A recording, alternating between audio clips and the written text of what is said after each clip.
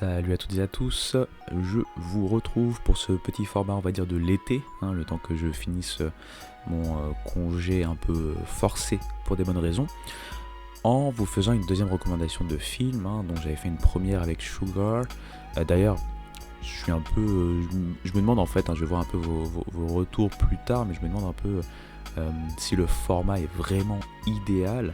Bon, pour le coup, je pourrais pas attendre vos retours pour pouvoir sortir toutes ces petites suggestions que je compte sortir au compte-gouttes cet été. Donc mes excuses pardon, si c'est pas aussi tip top que ce que j'imaginais moi dans ma tête. Je voulais vraiment faire une petite, des petites propositions de films, pas forcément les plus connus, mais de films liés ou en tout cas sur le baseball. Et donc voilà. J'espère en tout cas que ça vous intéresse, que ça vous, pour les plus curieux et curieuses d'entre vous, que ça vous donne envie d'aller voir ces films. Après, il y a une autre problématique, c'est vrai, à laquelle j'ai pas pensé parce que je ne pense pas à grand chose, on va dire. C'est comment vous pouvez vous procurer les films. Est-ce qu'ils sont par exemple disponibles sur Netflix en France, ou est-ce qu'il va falloir passer par des VPN, etc., etc. Donc voilà, c'est vraiment des recommandations de films que j'ai vus qui m'ont intéressé et qui sont pas forcément connus. Maintenant, c'est pas une obligation, bien sûr. Si vous pouvez pas malheureusement les regarder, je pourrais en faire des critiques un peu plus tard si ça vous intéresse, bien entendu, où on pourra rentrer avec un peu plus de spoil sur l'idée derrière le film, qu'est-ce qui est bien, qu'est-ce qui est pas forcément bien à mes yeux. Je ne suis pas critique de cinéma encore une fois, mais c'est vraiment, je sais qu'on est tous un peu des enfants de la pop culture et le cinéma en fait partie et de manière grande, et le sport, j'ai envie de dire, tout autant. Donc voilà. Trêve de bavardage, on va parler en fait d'un film qui n'est pas américain pour le coup, qui s'appelle Kano. Ce film est plutôt un film, on va dire, japonais. C'est un film qui, on peut dire que c'est un film biographique, tout simplement. Ça ressemble à une fresque, pour vous donner le pitch, en tout cas le synopsis de départ.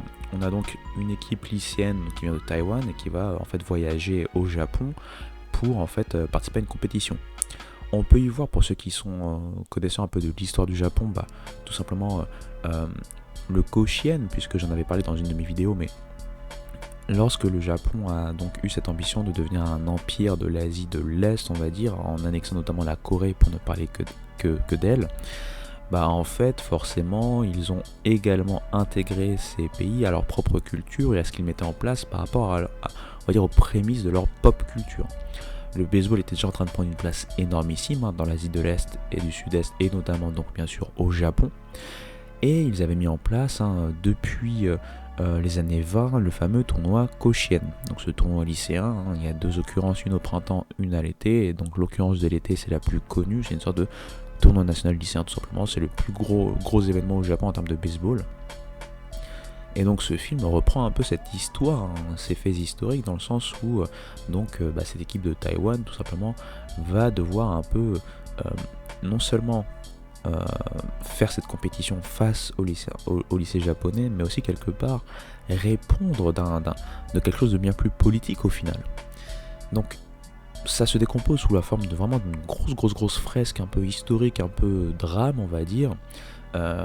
Donc si vous le regardez, soyez prêts à prendre 3 heures, parce que le film dure à peu près 3 heures si je me rappelle bien.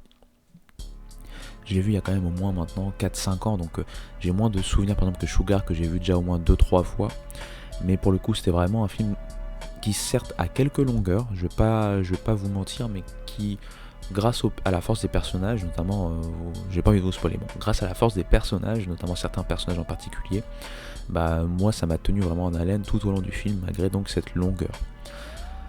Donc voilà, j'ai pas envie de rentrer trop dans le casting ou quoi que ce soit, parce que c'est vrai que j'ai beaucoup moins de connaissances en termes de cinéma, par exemple nippon, et puis là c'est un film aussi en collaboration avec Taïwan. Ce que j'ai envie de faire pour le coup, c'est de vous laisser avec cette recommandation, donc n'hésitez pas, Kano, K-A-N-O, donc ça sera écrit de toute façon dans le titre, et puis voilà, vous m'en direz des nouvelles, et moi je vous retrouve très bientôt pour une autre recommandation. On va repartir du côté des États-Unis cette fois-ci. Allez, ciao.